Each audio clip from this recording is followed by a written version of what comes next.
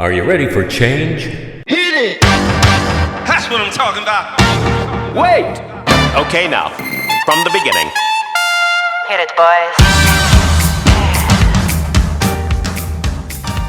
Welcome to Mr. Change Agent Podcast. Your host, Ron Ovitt with Empower Ministry. He's a recovery coach, pastor counselor, author, and creator of Emotional Relearning.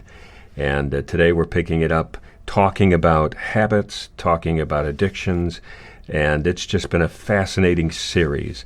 And I trust you've been joining us and inviting your friends to be here as well. Ron, today we're picking it up and left off last time about expectations. And you've been talking so much about the brain and how it works and the reasons we get addicted. And it's been fascinating stuff. But what do you mean by expectation and challenging them? What are you talking about here? Yeah, probably this podcast and the next, we're really going to try to tackle some of the reasons we feel we do it. You know, there's a whole field of study called motivational expectancy theory. And it's about outcome expectations.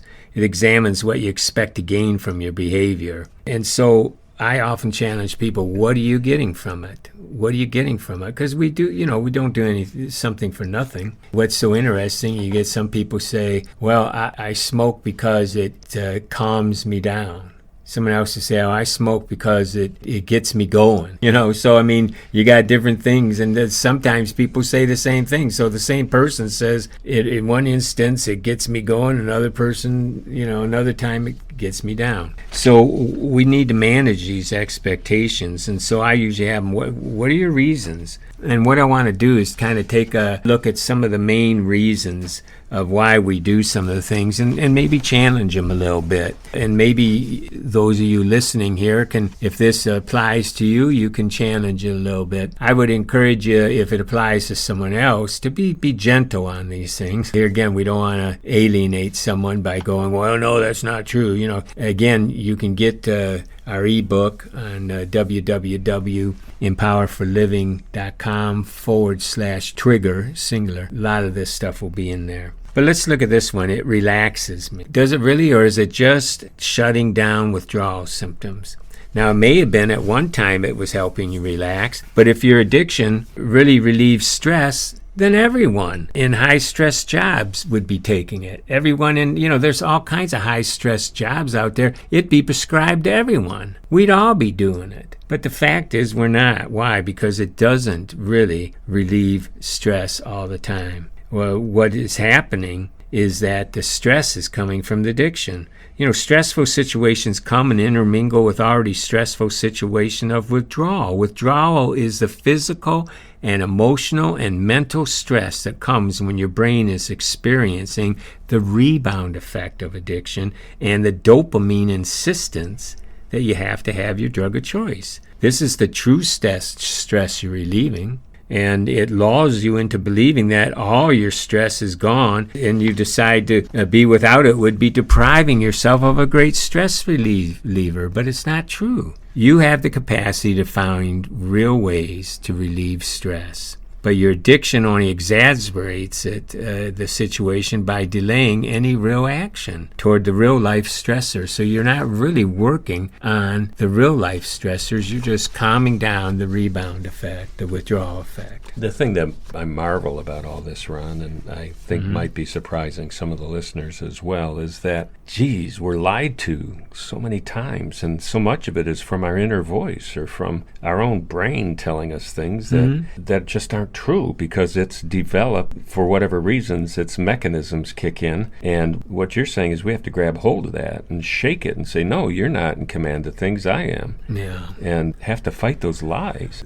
When they started coming up with the decade of the brain in the 1990s, and I started studying this stuff right after that because the books were starting to come out, and that I had already been to graduate school, did some study and all that stuff. This stuff was so exciting because we finally realized how the brain, for years I was told it was two things, my subconscious mind or satanic attacks, because of my background in ministry and that. Now I believe in spiritual things. So you take some of that and you study that, and you also study, even I used to pray, Lord, help me with my subconscious mind, because now I know that the brain is there and it works for reasons. The thing is, when we go on this high alert, we were made to, a long time ago, because of dangers in the wild, some animals coming. We survived because of these mechanisms, sure. But now it's, my boss won't like me, or I might lose my job, or she looked at me this certain way, and all these are coming out of childhood, and they're not true. I mean, we're not going to die from them, but the brain doesn't register that. It doesn't give you a little lesser dopamine. Boom, it's off and running. And so we know we can overcome this stuff. That's why I'm saying a lot of times what you're reacting to is the brain saying, hey, I got to have it. Well, here's another one, it comforts me. Now, oxytocin, that's the body's love hormone, or the comforting one. It comforts and soothes us when we share closeness with others. And it's true, alcohol, nicotine, other substances mimic our own natural comfort, or even sugar, right, can give us that, Caffeine, you drink your pop and, you feel somewhat comforted. However, it's only why the substance is used, and only in early stages. Tolerance, again, affects its ability to comfort. Once in the addiction cycle, are you really comforting yourself or calming down the withdrawal effect? And the reaction to the dopamine signal wanting to use again. I can't overstress that. Are you calming down the agitating need to have another cigarette, for example, which is false stress, or is something really stressful? And if it is, then this is just a short answer. Go get the real answer. Figure out why things are bothering you. Get some help. Get some counseling. Well, here's another one. It gets me going. Comforting and relaxing is one thing, but many people look to their addiction to help them get going and give them energy, make them feel alive. An adrenaline junkie, right? He's not looking to calm down. He's looking to climb the cliff, and be on the edge, and get this adrenaline going. Here again, that can become an addiction. And so, the real issue is with rebound intolerance. Are you needing the energy and pick me up because of your true nature, or because you're having a rebound effect that makes you tired and needing a stimulant? You're not solving the problem. There are better ways to naturally feel more energy. Good nutrition and exercise will help. Stress reduction is another. Relieving the internal chatter, right, with all its lies is another helpful way to reduce stress, resulting in more energy.